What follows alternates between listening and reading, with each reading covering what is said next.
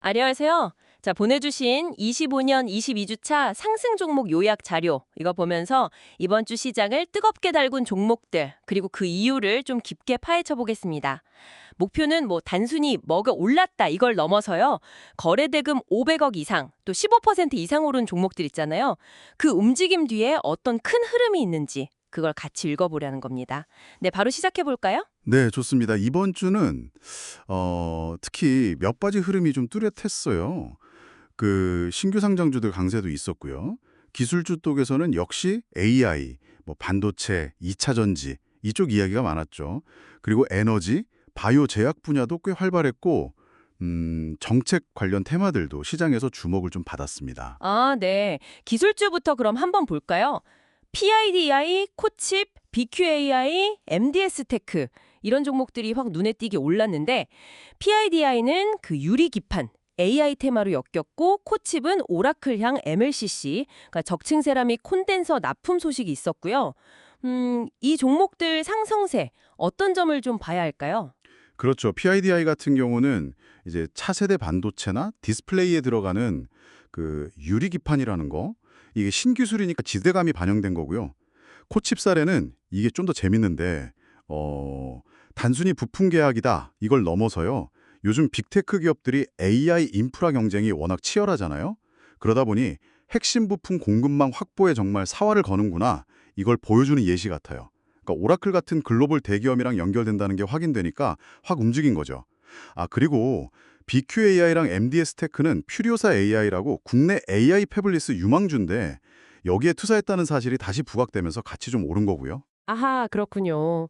AI나 뭐 첨단 기술 얘기 나오니까 자연스럽게 에너지나 인프라 쪽도 궁금해지네요. 안 그래도 AI 데이터 센터만 해도 전력 엄청 쓴다고 하잖아요. 이쪽 관련주들 움직임은 좀 어땠습니까? 네, 맞아요. 기술 발전 속도만큼 에너지 수요도 정말 빠르게 늘고 있죠. TC 머티리얼즈 같은 경우는 한국전력이 대규모 송변전 설비 투자 계획 발표했잖아요. 그 소식에 바로 상한가 났고요.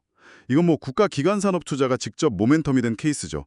또 현대힘스는 요즘 조선업 좋다는 얘기 많잖아요. 그 기대감이 반영됐고 HD 현대 에너지 솔루션은 신재생 에너지 정책 수혜볼 거라는 기대감, 뭐 이런 걸로 올랐습니다. 2차 전지 쪽도 당연히 봐야겠죠. 대보마그네픽이랑 LNF도 강세였는데 LFP 배터리 확산 그리고 테슬라 주가 상승 영향이라고요. 이건 구체적으로 어떻게 연결되는 건가요? 아, 네. 테슬라가 주력 모델의 그 가격 경쟁력 좋은 LFP, 그러니까 리튬 인산철 배터리 이걸 점점 많이 쓰면서요. 관련 소재나 특히 장비 수요가 크게 늘 거다. 이런 기대감이 커진 거죠. 특히 대보마그네틱은 LFP 배터리 만들 때 불순물 제거하는 핵심 장비, 그 전자석 탈철기 EMF라고 하죠. 여기서 글로벌 1위라는 점이 확 부각된 거예요. 결국 테슬라 움직임 하나가 관련 산업 생태계 전체를 흔드는 거죠. 그렇군요. 와, 정말 연결고리가 다양하네요. 이런 좀 거시적인 흐름 말고요. 개별 기업의 뭐 R&D 성과나 이벤트, 이런 걸로 주가가 크게 움직이는 대표적인 분야가 또 바이오 제약이잖아요. 이번 주에는 어떤 소식들이 좀 있었나요? 네, 바이오 제약은 늘 그렇죠. 뭐랄까, 역동적이죠. 우선 코로나19가 다시 좀 확산될 조짐이 보이면서 신풍제약, 셀리드, 한국 BNC 이런 종목들이 다시 주목을 받았어요. 한국 BNC는 중국에서 품목허가 받았다는 소식도 있었고요.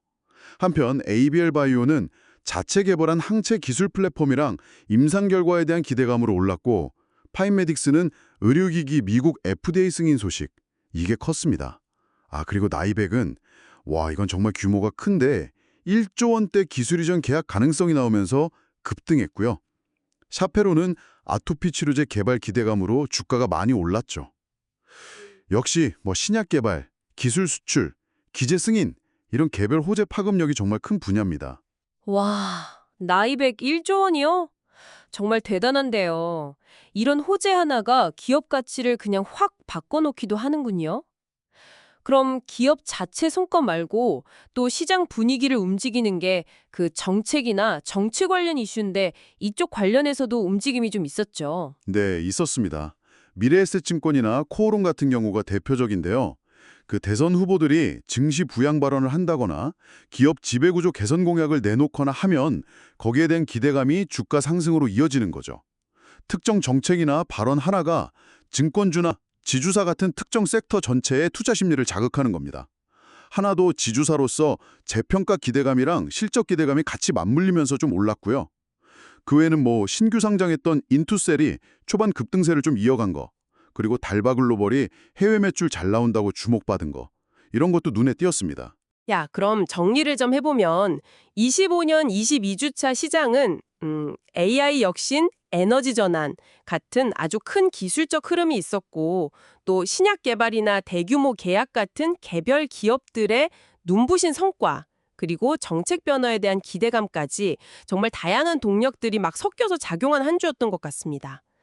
자, 이런 개별 종목들의 움직임 속에서 당신께서는 어떤 더 큰 변화의 신호를 좀 읽으셨나요?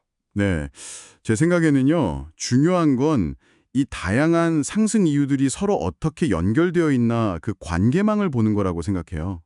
예를 들어 AI 칩 수요가 늘면 자연스럽게 전력망 투자가 필요해지잖아요.